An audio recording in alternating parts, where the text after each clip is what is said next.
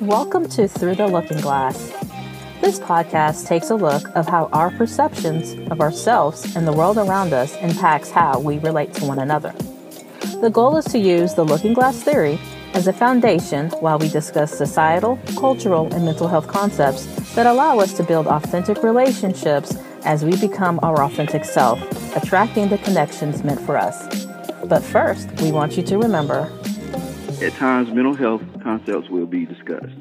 The information provided during the Through the Looking Glass podcast, blog, and discussion forums are for informational purposes only, designed for the general education of the consumer. It is not, nor is it intended to be, a substitute for professional mental health diagnosis or therapy. Always seek the advice of your physician or other qualified mental health providers with any questions you may have regarding a mental health condition. With that said, let's begin. Welcome back, everybody, to the Relationships Through the Looking Glass with myself and Marcus. Say what's up, Marcus. Hey, how y'all doing? Good, awesome. Today we're going to be talking about something that we probably don't want to put too much attention on or focus on, but it's something that we have to address when we're talking about the term personal growth. And that term is your shadow. Not the one that you see when you're walking down the street or the one that follows you around everywhere, but the one that is a part of our personality. Carl Jung states that the shadow is the part of ourselves that are unexplored, underdeveloped, and suppressed. And we suppress these parts of ourselves because we think society will disapprove of what that is. So we push it down into our unconscious parts of us. But his quote speaks to how that can be harmful, right?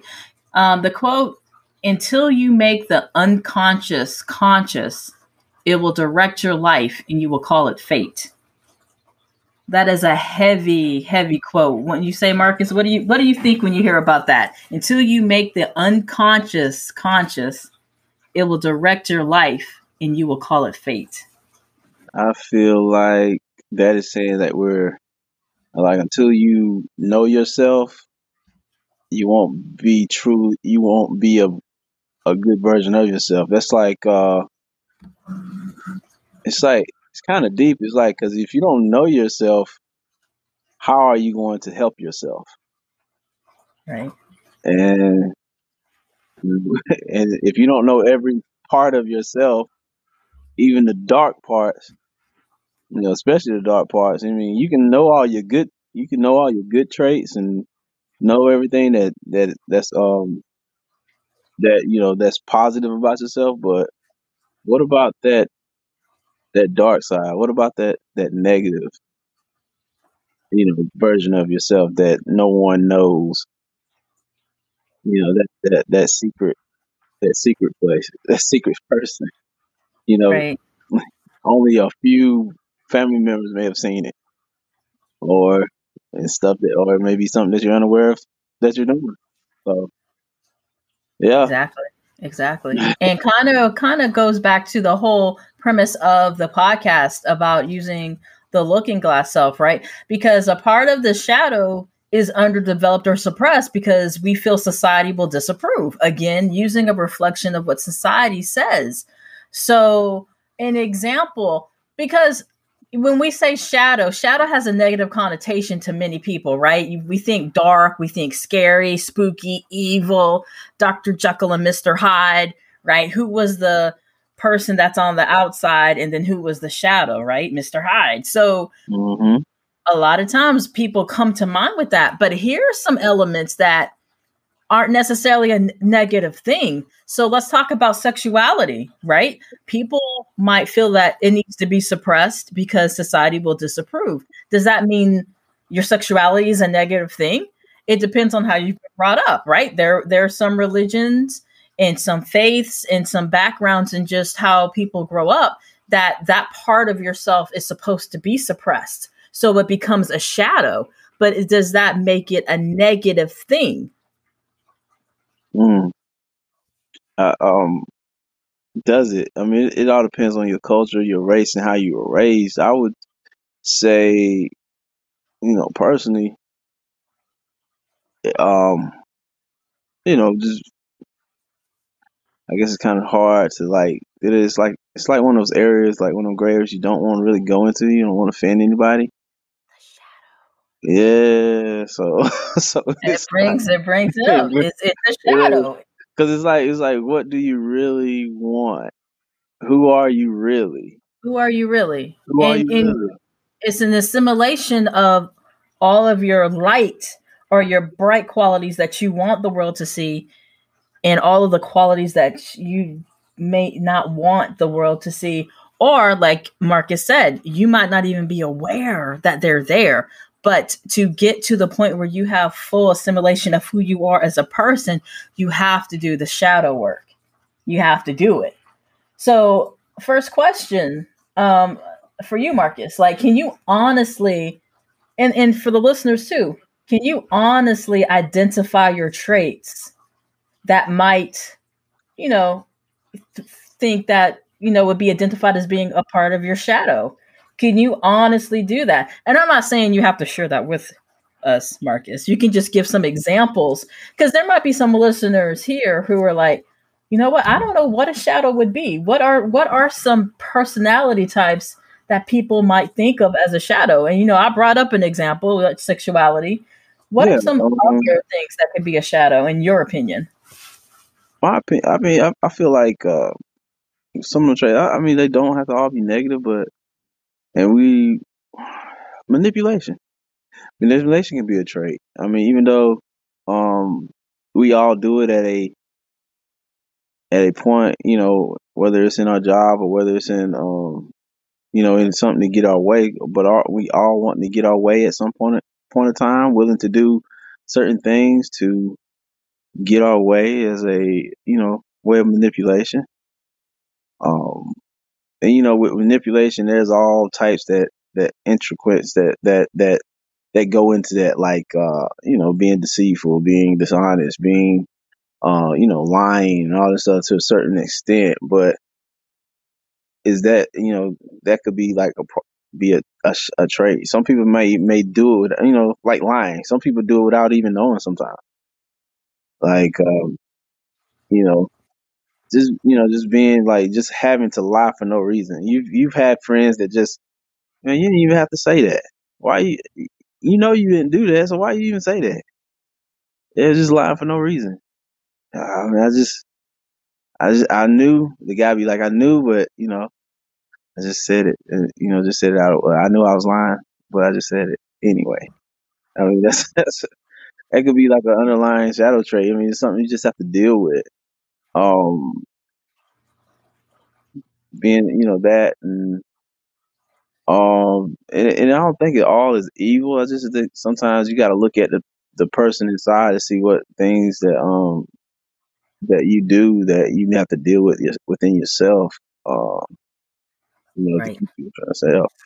Exactly. And that's exactly kind of what I want to home in on, the fact that your shadow is a very individualistic type of thing. It's really based on who you are and, who you're becoming. It's kind of like when somebody goes through a trauma. Trauma is very individualistic. Somebody can experience the same trauma and have a whole different outcome, where it becomes post-traumatic stress, where somebody else can have post-traumatic growth. So with the shadow, it really comes down to who you are as a person and how those behaviors that tie down to whatever that shadow term is going to relate or impact you as a person, but also relationships, right? And there's a meme that was circling around some months back. My toxic trait is, and then you fill in the blanks. And like my toxic trait, when I saw the meme, the first thing that came to mind was my ability to cut people out, cut people off. That's a toxic trait of mine. That's attached to some shadow. Um, and I'm very transparent. That's kind of what I do. So I know that's attached to a shadow that I need to deal with. I have I'm not quite sure how to do this. because it's a part of my personality. But one key about doing the shadow work is being aware of the shadow. When you're not aware of the shadow, you can't work on the shadow. So having an awareness of the shadow is huge. So one example, a behavior that's attached to one of my shadows is that cutoff ability. So since I'm being transparent, I'm gonna throw it back to Marcus. It's your turn for show and tell. Like, what's one of your behaviors that's attached to a potential shadow of yours? I would say, not, I guess, being emotional. I think sometimes I can show it at times, but then I can kind of turn it off and don't. And sometimes I'm aware of it, not. It's just some things one person might care a lot more about. I probably won't.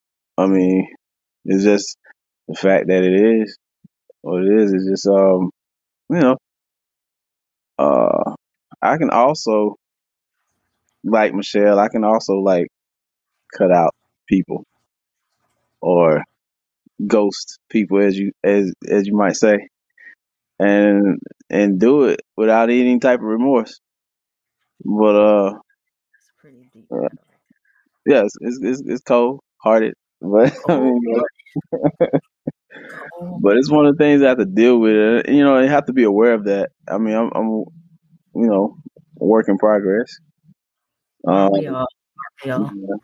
How does that impact relationships? So, we talk about shadows and, how it is an individual type of situation, right? Because we have to identify it for our own personal growth. But how have our shadows or their behaviors our shadows produce impact relationships? So let's have an honest conversation about that. I know for me, cutting people off, and that not just in intimate, not just in romantic relationships. I'm talking about family. Like, I have cut family off.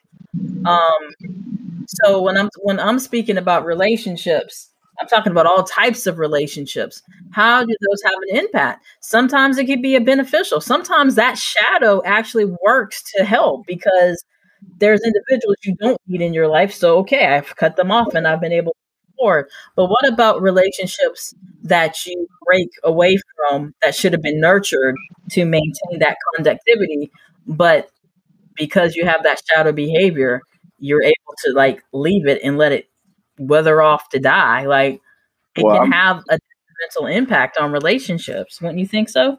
I think so. As far as because you saying that ability to cut people off. I mean, within those relationships, if it's a family member that may have did something that was, not not appropriate. You know, maybe did something that was that deserved some type of jail time or whatever, or it might have been a situation where parents may have separated and went different ways, and the children may have cut off, depending on who they went with, cut off that uh that parent in a situation. You know what I'm saying? Which So when we discuss the terms your dark side, everybody wants to give it a doom and gloom, but honestly, it's still a part of who you are. It's a part of who you are. So our ego wants to protect us. Our ego wants us to look a certain way in front of a certain people and to be accepted. The reason for that is it's when you interact with other people is when your personality really comes to the surface. If you're always by yourself and you don't interact with other people, it's really easy to keep the shadow hidden, yeah, right? But then it's a situation is like, are you lying to yourself? Are you being honest with yourself? yeah, because it's hard to be honest with yourself when you're by yourself. I mean, you can easily tell yourself anything just to keep yourself happy, but when you have people around you that love you and care about you and are honest with you, you can help help find those shadows and deal with them. Don't you think, Michelle? Yeah, yeah, absolutely. it's the interaction you have with other people that kind of highlight it. And it's not necessarily, it might not even be a situation where somebody says, look, you're doing this. It could be a situation where you just start acting a certain way that you haven't seen before. An example could be transparent moment. An example can be when I was in a relationship with somebody and got information that this person was seeing somebody else, and I drove over 2 hours to confront this person face to face, listening to heavy, heavy rap music and really, really mad. And anybody who knows me knows that's not me.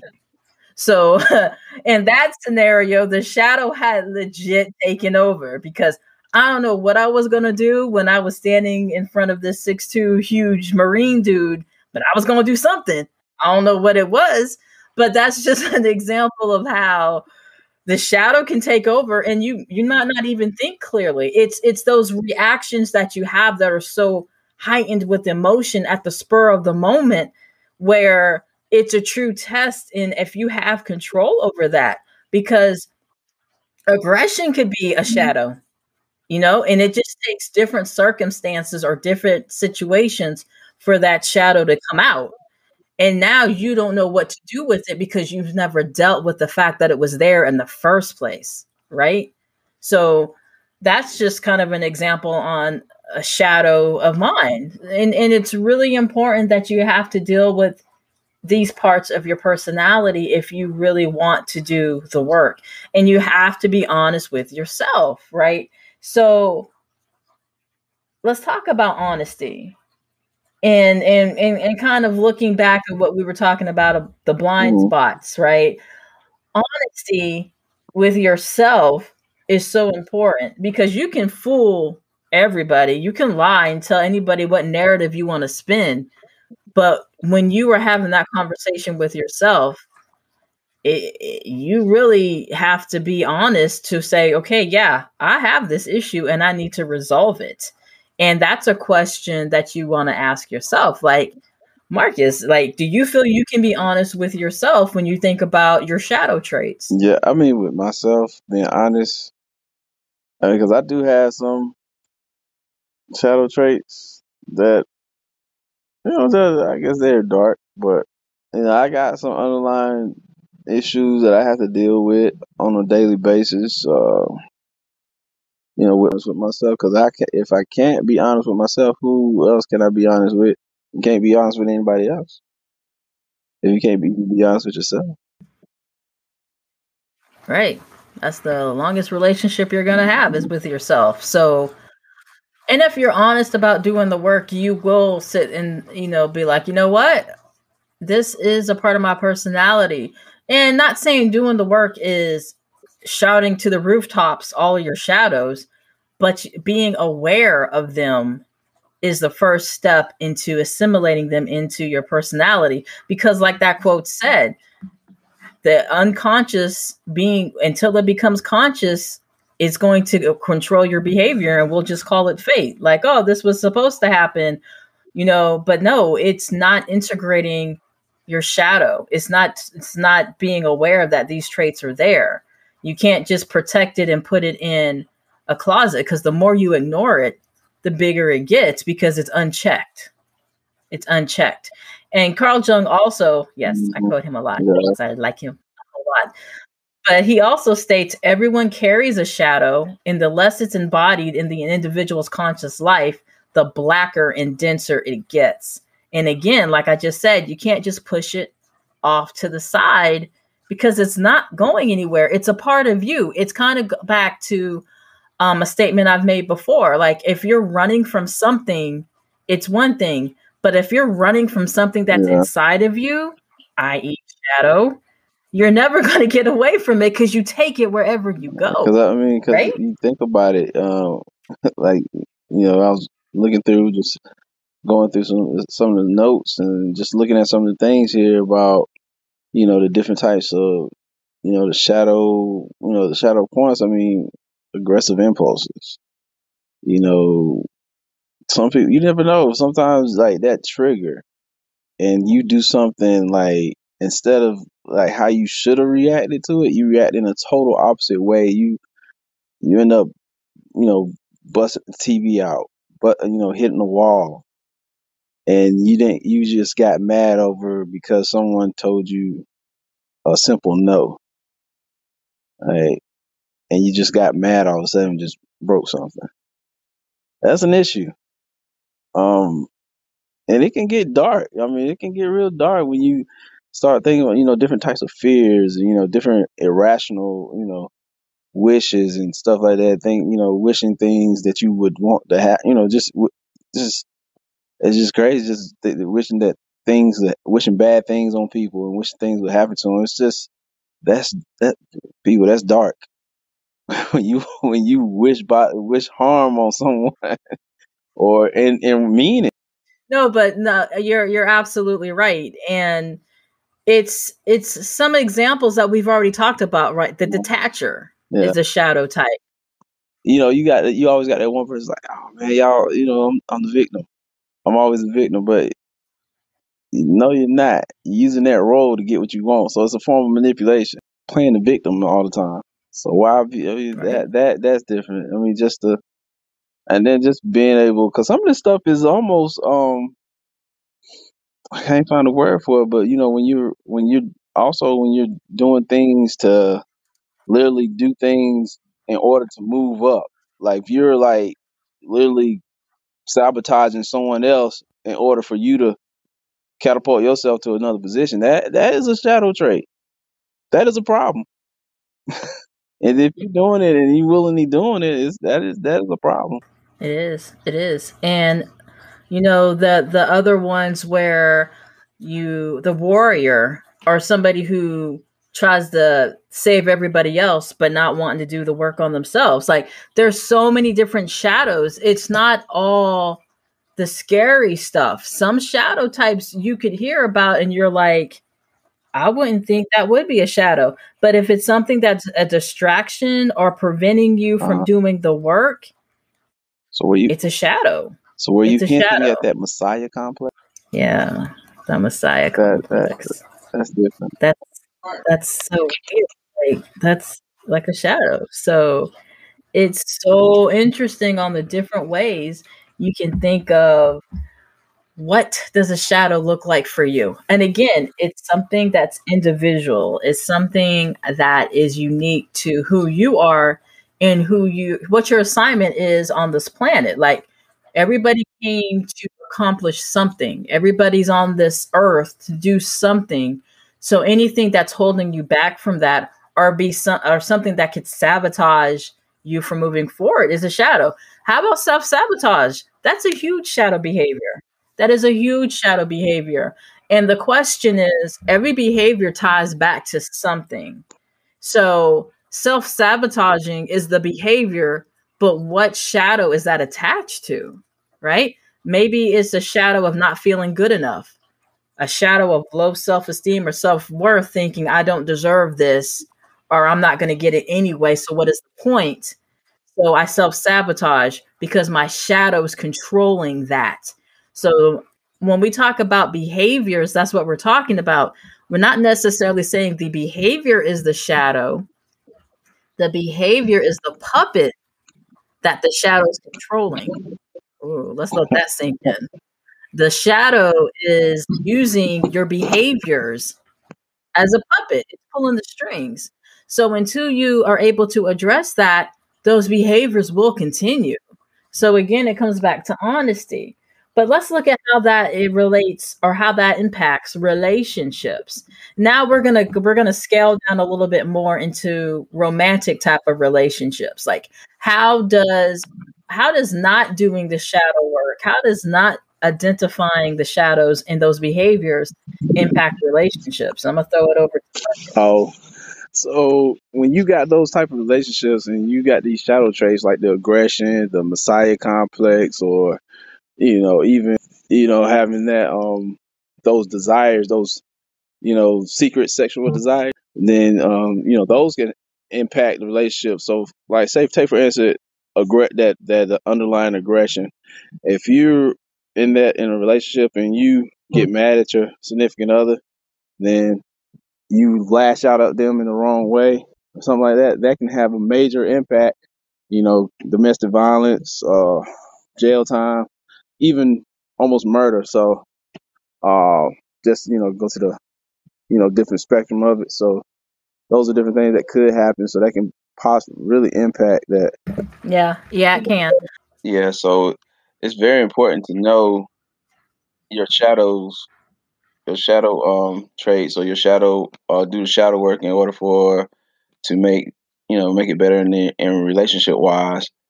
Because you don't want to get in a relationship where you really don't know someone, and they don't, you don't know their shadows, or because it could become very dangerous.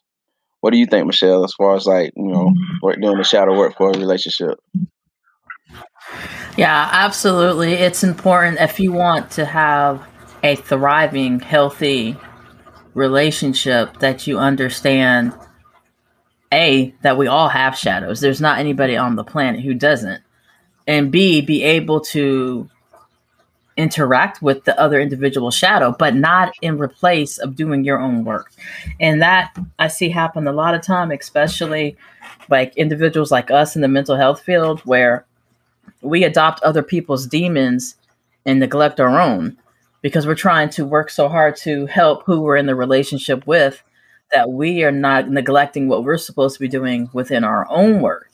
So that can build resentment up, that can build unchecked behaviors up, that can build the whole messiah complex can arise from that, and a level of codependency. And I would be very, very transparent. Like for me, the messiah complex as a shadow is present, and I saw it in extremely strong in um, my marriage, where I felt like I needed to fix everything, or I needed to control everything because I did it better. So in the end, that was one of the points that probably caused a rift that ended up ending the marriage, amongst other things. But I'm healed enough to the point where I can admit where my part in that um, dissolution of that marriage was. So if someone has a shadow that they don't understand, or they don't even think of it as a shadow, right? If you're a helper and I'm helping, okay, you need this done, so I'm gonna do it for you. You need this done, I'm gonna do it for you. I'm gonna do. It becomes a codependent relationship where you get a high because you're helping somebody and you're seeing results from you helping that person. Then that person gets dependent on you because you're always doing the work. So it becomes a codependency issue. And then when that came to me first, I was like, codependency, the first thing I would think of was alcohol or drugs, right? Codependency. But no, codependency falls in the line when somebody is a helper or wants to fix everything, and that person gets used to you doing it, so they choose not to do anything. And then that's just how that relationship progresses. And that's not healthy. That's not healthy. So my shadow played a role where, it was left unchecked because I thought I was doing the right thing, where that other individual shadow played the role because they were always playing the victim. I need help. I need help with this. I can't do this on my own. And it really became a cycle of that same behavior, which can't be a long-term process. And if it is, somebody's going to end up miserable.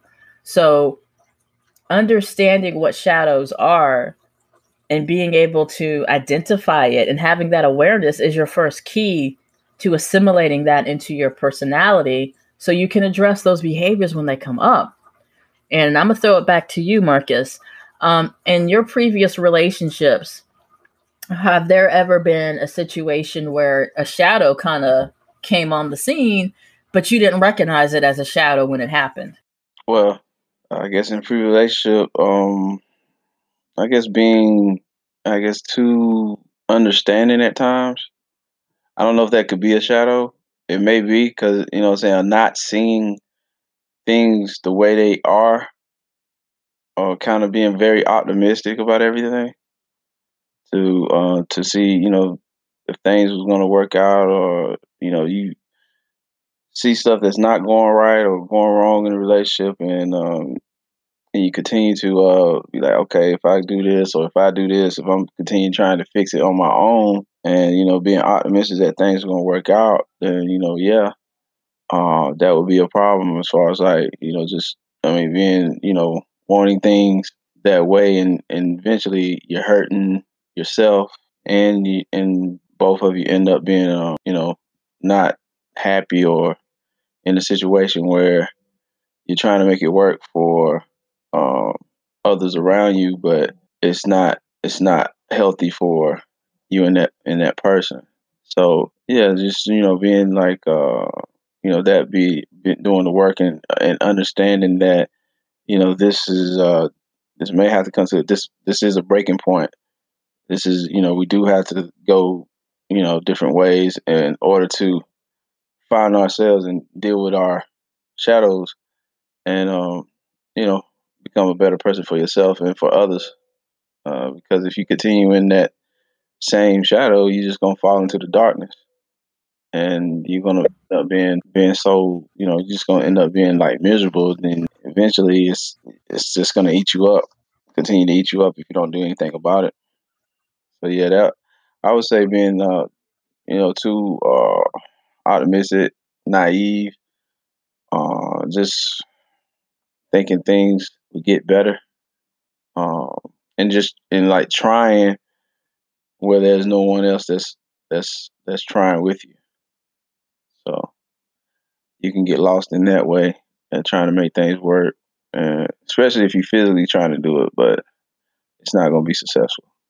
Not if you're by yourself. So yeah, that's a shadow. That's doing the work. That's understanding what you have to work on, and what you have to get through, and do.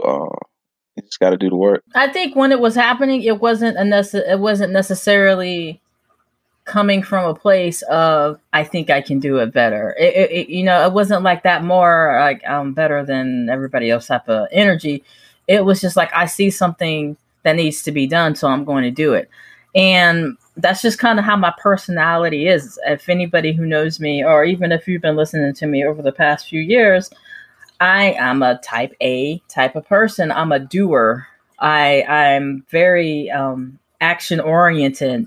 I'm very mission driven. So if I see something that needs to be done, I move at a much quicker speed because I need to get it done. Like, and then that can also speak to some anxiety. I'm an anxious type of individual. So having something that needs to be done and it's not getting done triggers an anxiety issues for me. So it's like I have to check it off my list. So being with somebody who kind of moved at a much slower pace, being with somebody who didn't see the urgency in certain things, it fed to that shadow energy, right? And then those behaviors came out.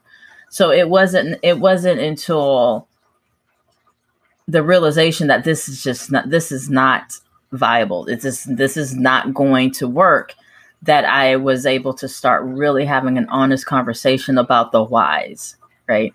Because if you don't have a conversation with yourself about the whys, you're going to repeat it. Kind of like what Marcus just said. Like if you don't identify things, or if you don't have an awareness of it, even if you move from one person to another, you're going to repeat the same behaviors. So that's why the whole personal growth and self-awareness of who you are in totality is so important, right? Because you have to be able not only to check yourself, but also, you might need to give somebody a heads up. Yeah, this is something I'm working on, or these are things that come up, or this behavior, this happens because yada, yada, yada. So the individual that you're with is able to say, okay, this person isn't doing this to be a jerk. This person is doing this because whatever. Unless you are doing it to be a jerk. Sometimes we do stuff just to be a jerk. Sometimes people can just, I don't know, just do stuff. Do stuff out of spite. To be a jerk. Yeah, just do stuff out of spite. Exactly. And some people don't know they're doing it sometimes. Because sometimes some people don't understand, don't know what their shadow, what their shadows are, and their personalities, and how they are. until they can realize what they're doing, then they're just gonna be that way. And some people, like, I would say, you take I guess you take the word narcissist and you use that. Those types, they do things in spite of, but do they consciously know that they're doing it? So it's just like that way. It's like they got a lot of shadow work to do, but do they realize what their shadows are? Right. So let's flip it a little bit and see how relationships can kind of assist with the shadow work, because a relationship at the core should be something that helps you do the work, right? Everybody, a lot of times people talk about, you shouldn't go into a relationship until you're healed and this, that, and the other. I'm not a believer in that, because I feel healing is a consistent journey. Like, there's never a time where you hit perfection. Like, okay, everything is healed. Today is the day I am now perfect. Like, you never get to that point. So it's so important to have somebody in your corner, and you're talking about your most intimate relationships, that can address the shadow with you. So looking at it as in being with somebody who, when that shadow behavior shows itself, that they don't turn their back to you, they don't walk away from you, they don't ignore it, but they know that's an area in your life that you need extra love and support. And that's really the difference. Now, I'm not saying the shadow that comes into behaviors that are abusive. I am absolutely not saying that. If you are dealing with somebody who is abusive, sometimes shadows need a higher level of care, and that's one of those. So I'm definitely not saying if somebody is being abusive to you, that you show them extra love and care. No, you need to remove yourself from that situation in the safest way possible.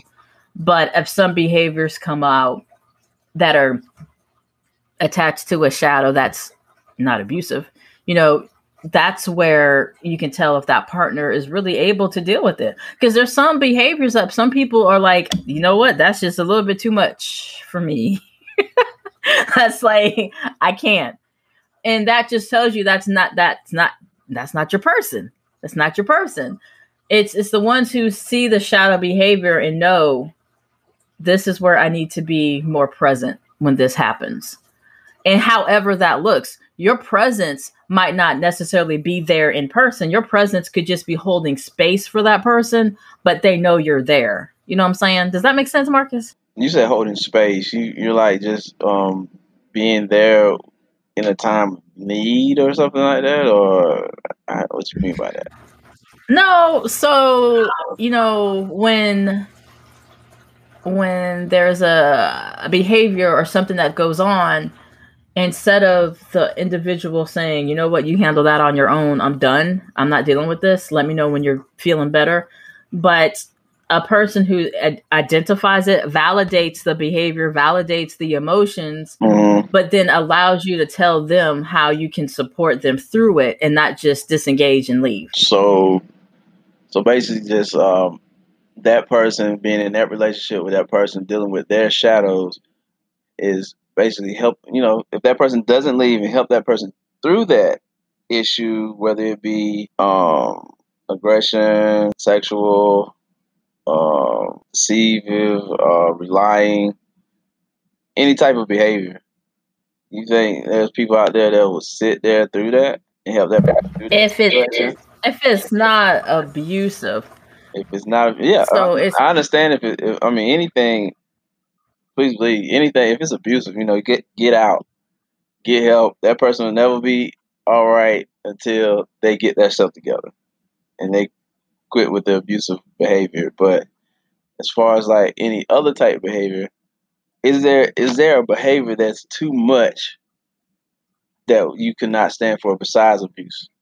That's a good question, right? And that's a question that's an individualized type of thing for each person, because everybody knows, well, for the most part, you should know what you can and cannot tolerate. Like for me, I think maybe heavy drug use. Like, obviously, that's a behavior that's attached to something. And there's a situation there that needs to be addressed, whatever shadow is controlling that behavior. But I was never somebody who would be able to get into addictions work and things of that nature. And that could be attached to some type of shadow that I have. But it's, for me, drug use, when it's identified and the person still chooses to be in the depths of that, that's something that I don't feel I have the capacity to support somebody through. It's kind of like, okay, this is not going to be, I'm not going to be able to deal with this. And I'm talking about like heavy drug use, like heroin and things of that nature. That's just, for me, I just don't feel I would be the person who could support somebody through that the way they need it to be, if that makes sense. That makes sense. Because like you said, everybody has their own individual, everybody's got their own personality. Everybody knows what they can tolerate, because sometimes in some situations, like you were saying with the drug abuse, I would just say like someone may have had someone in their past that was very close to them that was lost to drugs or something like that. So whenever they meet someone and they see that they have a drug problem or anything like that, it makes them think about that person in the past that they were attached to, so they can't tolerate them, being around that situation. So of course they're going to get out of it, or not even going to start it, because if they're going to be in a relationship with someone and they say, hey, I'm a user, or they see that they are a heavy user, then of course they're going to get out because they don't want to go through whatever pain they went through in the past. Yeah, that's a great example. Thanks for that. That's a great example. And it's just something that it's an individual's, it's kind of like your non-negotiable. Like, what is your, like, no, we're not going past this boundary. So for me, like I said, hard drug use, and I'm not talking about light drug use. I'm talking about like the hard stuff. What would yours be, Marcus, if you had to think of something outside of abuse? We're not talking, abuse is not on the table, but what is something that you feel, a shadow that you feel that you just wouldn't have the capacity to support somebody through? I mean, maybe, it's just like, of course, heavy drug use, especially if it's something that I know they got a problem with it and they can't control, or can't get over it at that time. I'm kind of, I mean, I think it'd take a lot for me, because I can be pretty forgiving at times. But I mean, I don't know at this point. I really don't. Because I haven't been put in that many situations to really understand. I mean, you took abuse off the table, but that would be one, and then drug abuse would be one. Maybe just actions, behavior, lying. Well, here's something though. While you were talking, that kind of came to me. You can remove, or you not remove, replace or disengage from a partner. But what if these shadows show up in somebody who's family, like a child or something? And when I was talking about it, I was thinking about the show that comes on A&E, Intervention, where you see these parents who are struggling to deal with their children who are on these hard drugs. Those are situations where you can't remove yourself from, right? They do set up these meetings and interventions and say, look, if you don't stop, I'm not going to be in your life forever. But I'm sure that is a much harder situation to deal with, because many times when you're looking at drug use, heavy drug use, even overeating, like 600-pound life and things like that come on TV, you can always pinpoint a traumatic event that occurs.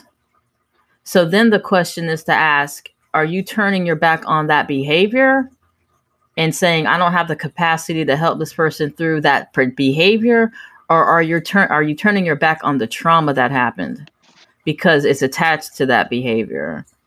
And these are some deep questions that you really have to dig deep and ask yourself, and does that make you necessarily a bad person? If there's certain individuals you just don't have the capacity to nurture through things, does that make you a bad person? Or does that make you a situation where you get pulled in a codependent cycle where you're trying to save somebody who doesn't want to be saved? And that's the thing. That's what we have to be so careful about, is we want to love somebody through their situation or be there and stand with them while they deal with the shadow.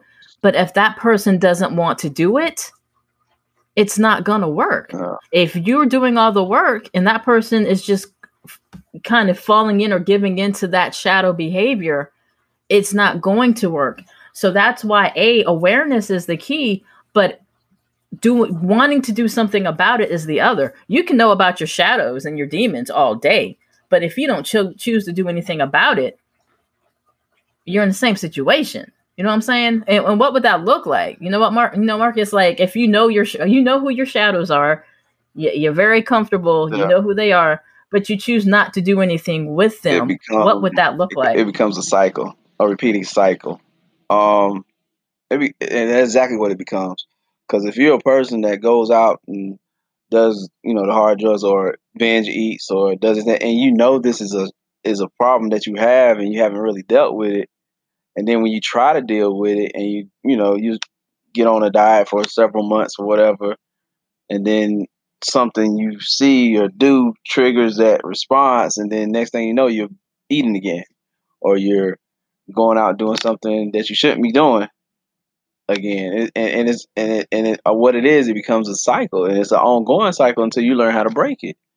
But you'll never break it if you never know the cause of it and work and do the work to fix it.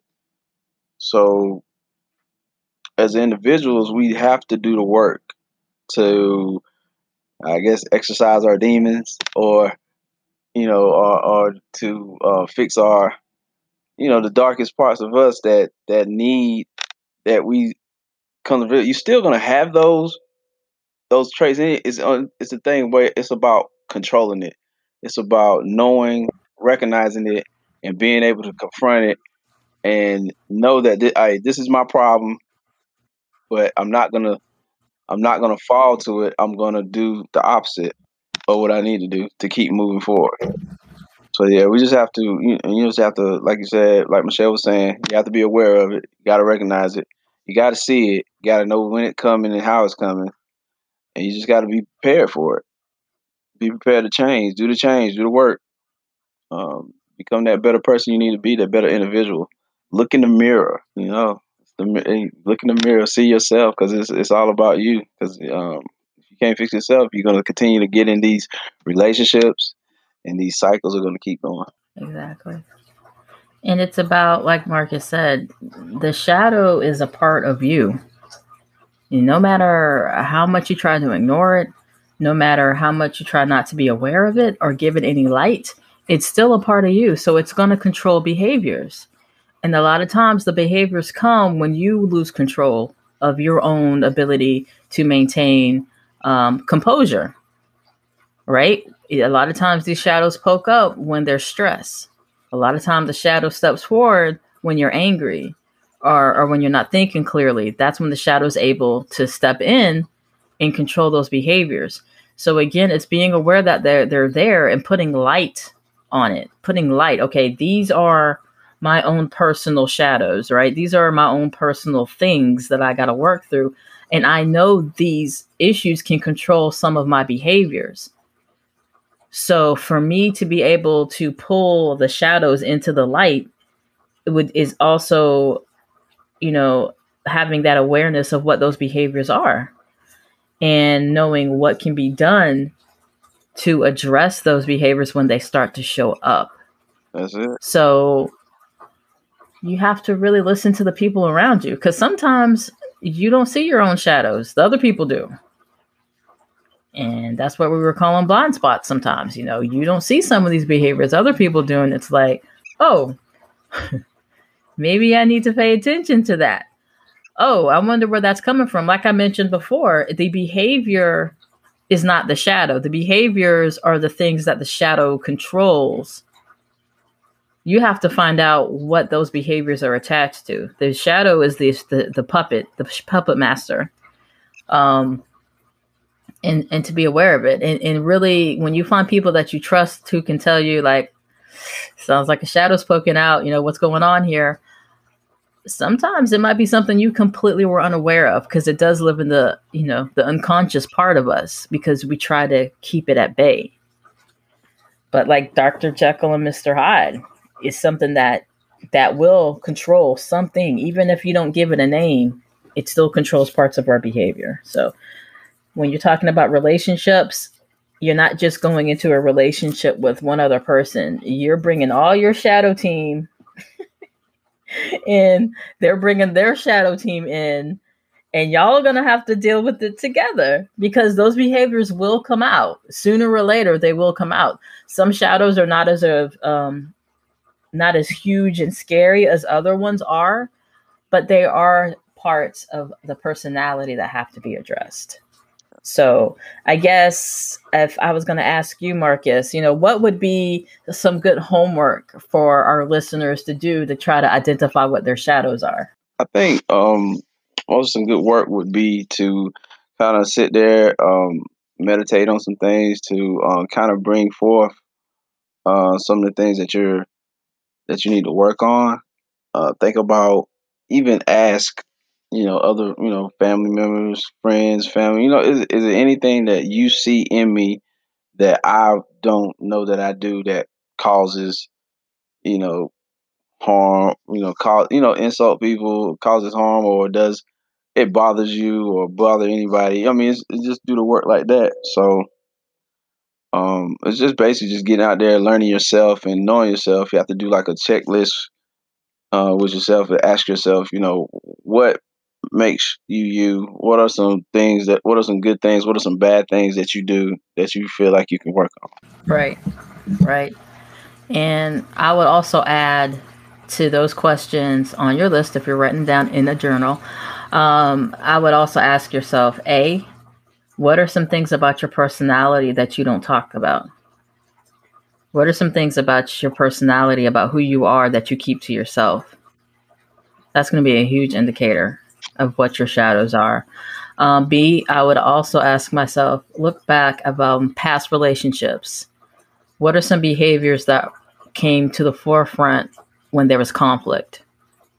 Because again, stress is setting the stage for your shadow to step up and do a performance. So A, again, what are some things about your personality that you keep to yourself? Like, what are some secrets about you that no one knows because you don't want people to know? And B, what are some behaviors that have come up in relationships on a consistent basis that caused conflict? And who are you when you're stressed? Who are you at your most angry? Who are you at your most stressed? Who are you at your most triggered? That's when your shadows make an appearance too. So we left you with some really heavy topics to think about. Like, even as I'm talking, I'm processing on the different aspects about my personality. That's probably not the nicest, right? And, I like to always think, oh, I'm a nice person. Yeah. But there's some parts of my personality that aren't so nice. And Marcus, I'm pretty sure you would say the same thing, right? There's probably some stuff about your personality that's probably not so nice. Oh yeah. I got some personality traits that, I don't want to wake up. But that's another podcast. But it's another podcast for another day. I think in some of that shadow work, sometimes I think if you repress in some of those traits that you may have, you can't repress them, because if you repress them and hold them down, they're gonna project out a different way. So you have to be careful of that too. So you want to get to know what those traits are and learn to basically you have to learn to live with them and learn how to control them. Have a sit down, sit them at the table, have a conversation. There was one meme before we leave, just to leave this with you, where the saying was, I sat down with my anger and spoke to it long enough to know that my anger was really named grief. and grief was actually the shadow, anger was the behavior. So it's some really deep work. I mean, you really are going deep into your own subconscious to go ahead and find them, find where they're lurking, find where they're hiding. And you might learn that the shadow isn't something scary at all. It could be something from pain, like I said, from trauma, but it has to be addressed or it's going to control you in other ways. So that's all I have on this end. How about you, Marcus? Do you have anything else before we end it out? I don't have anything else. Appreciate you guys for listening. And send us any suggestions that any topics that you may want us to talk about. Let us know, and we'll try to get it on here. Exactly, and we'll do a Beyond the Podcast video, kind of to go a little bit more into shadow work, what it is, and some other exercise that you can do in relation to that. But again, just a second, what Marcus just said. Thanks so much for spending your time with us, and we look forward to talking to you or with you and sharing more information with you on our next episode. You guys take care. Bye now.